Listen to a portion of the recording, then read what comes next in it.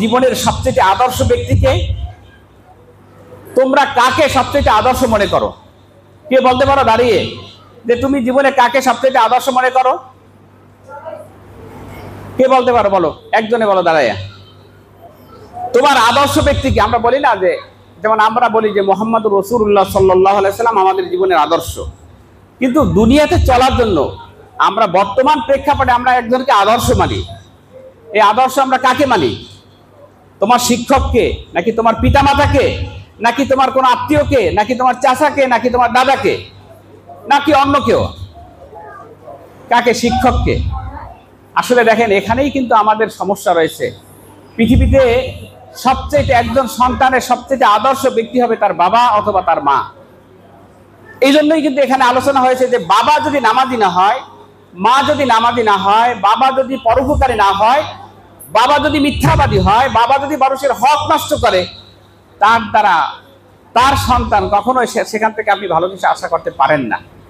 এই জন্য প্রথম ভালো কাজ হলো আপনি আদর্শ হবেন। আপনার সন্তান আপনাকে অনুসরণ করবে, জীবনে বলবে যে আমার অনুকরণীয় ব্যক্তি, আমার শ্রদ্ধা পাত্র হলো আমার বাবা।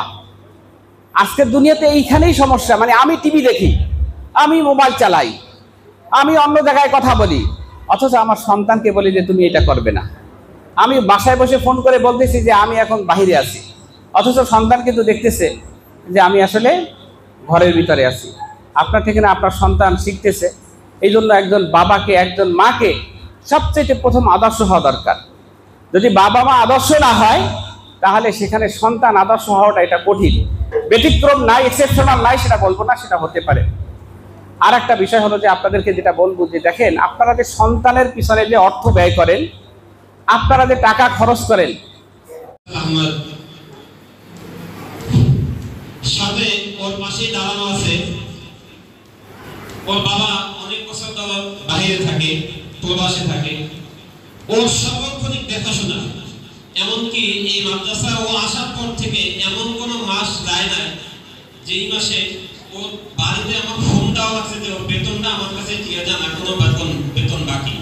ওর বাবা কিন্তু প্রবাসে, এমনকি ওর মাও কোনোদিন আসে না বেতন নিয়ে। ওর শ্রদ্ধেয় চাচা প্রতি মাসে 10 তারিখ হওয়ার আগে সে বেতন নিয়ে সুস্থ থাকুক অসুস্থ থাকুক, এমন হয়েছে যে শ্বাসকষ্ট নিয়ে আসতে কষ্ট হয়, তারপরও গাড়ি রিজার্ভ করে সে এসে বলছে হুজুর 10 তারিখ আসার আগে আপনার বেতন দেব। যে তার বাবা প্রবাসে থাকে, মা কখনো আসে না, ও চাচা সর্বক্ষণিক দেখা করে। ও চাচাকেও আমাদের যে সহকারী প্রধান শিক্ষক হাফেজ মোহাম্মদ ফয়সাল আহমেদ সাহেব 1 সপ্তাহ আগে উনি উমরায় গেছেন, উমরা থেকে আসছে। তো সেই উমরা থেকে একটা ডায়নামাজ নিয়ে আসছে। সেই ডায়নামাজটা আজকে আমাদের সভাপতি এবং সেক্রেটারি সাহেব ওনাদের এবং প্রধান অতিথি সাহেব ওনাদের হাত থেকে ডায়নামাজটা চাচাকে আমরা আজকে গিফট করব।